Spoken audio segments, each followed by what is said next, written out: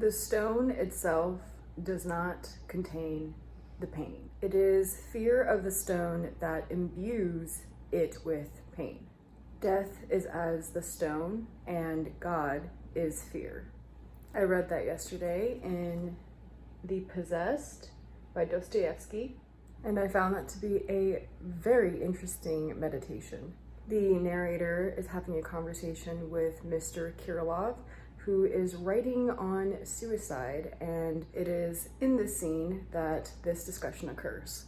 Mr. Kirilov has the narrator imagine himself under a massive stone the size of a house and prompts him to think in that imagined scene.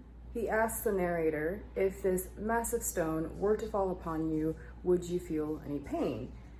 And objectively, the answer is no, because a stone of that size would cause immediate death. However, subjectively, yes. In that moment, beneath the stone, one would fear the pain that would overcome and become. Dostoevsky parallels the stone with death and the fear of the pain as God, and I thought that was brilliant. For this session, I wrote 184 words.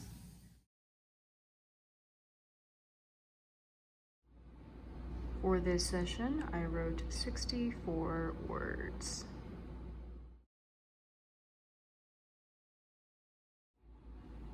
For this session, I wrote a whopping 348 words, my largest session yet. I got almost halfway through this book and I am DNFing. It is just not giving me the experience I really wanted. I think part of my challenge with this book is that when I picked it up, I was not reading all the awesome and curated books that I am reading now, so my mind is subconsciously comparing this with everything else. But also, the themes are really dark, and I think reading about them, it's affecting me a little bit unpleasantly, so I am DNFing. I have been reading The Possessed, and I have been loving that more and more. I have also been reading more of Either Or by Elif Batuman, and I have been still really enjoying this. And I started reading The Mother-in-Law Cure, and this is actually surprisingly really charming so far. I had picked it up a couple of nights ago, I think, to palate cleanse from reading this, and I was so thrown off by how funny it actually is in some places. I actually laughed out loud, and I haven't done that in a really long time. I usually pick books that are more on the serious to dry sides, so I was very pleasantly surprised. Another book that I have picked up and I've been reading, The Name of the Rose by Umberto Eco, and this has been a very, very surprising find for me because I did not think I would really like it as much as I do, to the point where I started reading it online in an ebook version. I found a copy on Hoopla, and I bought the physical copy because it's actually really interesting for me. And then I did some more research on Umberto Eco's books, and I ended up purchasing 3 more books by him. At least with The Name of the Rose, it does start out a little dry, especially the prologue, but once you're past that, it's quite surprisingly absorbing. So I think that's what I'm going to be reading for the rest of today, and then I'll probably read some more of Existentialists and Mystics by Iris Murdoch, which I'm almost finished with. I have made some more progress in this, and now I am at page 107. I've also started reading The Power of Now, and I started another book by Paul Selig titled Alchemy.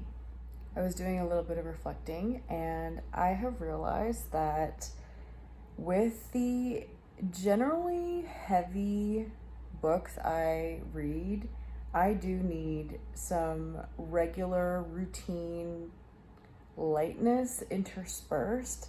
So it occurred to me that I need to be reading my spirit books while I'm reading all this heavy literature. As a hugely empathetic person, it is very easy for me to get energetically bogged down by what I consume in the form of reading, even in life. And it occurred to me that I need to be proactive about balancing that for myself. Otherwise, I end up kind of feeling this grotesqueness in my gut. And I was thinking about why this is happening to me, and then I realized I just need to be picking up these kinds of books really regularly while I'm reading all the other stuff I'm reading. These kinds of books aren't even just palate cleanses, these are like my core stabilizers, balancers. Some people can achieve this refresh with a nice long walk, exposure in nature, even exercise.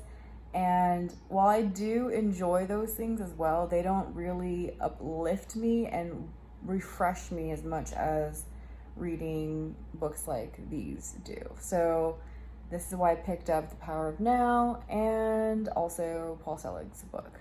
This revelation is new for me because in the past, I would just pick up these kinds of books because I was interested. And now realizing that this has to be a staple of my readership is quite revelatory.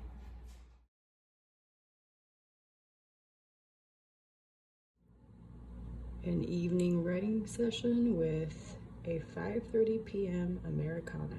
It has been a very long day today, so I am off to a very late start for my writing session. I have been trying to get my writing session done before noon, but it just wasn't possible today, so I'm going to experiment with an evening one. Today is day 108 of my writing streak.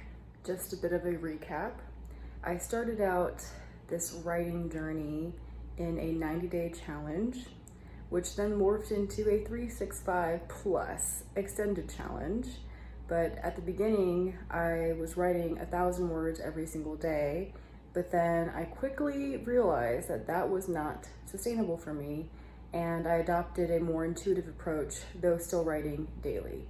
So that is where I'm at. It has worked so much better for me in terms of mental health, overall well-being, balance, to write in this intuitive manner.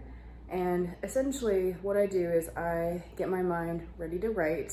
I always try to make sure that I'm in that right headspace before I start, and then I stop when I'm at a really good place. However much or little I write for that session, I don't have a limit. I just stop when I feel really good about it, and that has been so good for me. Along the way, I made a nearly 40,000 word count cut. I completely changed genres. I figured out a new process for curating books, and instead of prioritizing more writing, I prioritize the reading and synthesizing. This process that I am in now has felt so incredibly effortless. The days have flown by. They have been so engaging and exciting for me and fulfilling. It feels like my manuscript is writing itself, that I'm not trying too hard to make this happen. And I honestly am so happy with the quality of my writing in this process. I think not being stressed about my writing has contributed largely to my overall confidence in my writing, and I feel so much more creative and liberated about what I am writing. After I made my cuts and pivots, I am nearly at 13,000 words in my manuscript, and I honestly feel that these have been the best words I have strung together in my entire life. and I'm very excited about that. For today's session, I wrote 197 words, bringing my total manuscript to 12,976. And I forgot on October 2nd to do a weekly total because I got distracted by that bar over here. But for the previous week total, I wrote 841 words. That is a wrap for this vlog, and I will see you in the next one.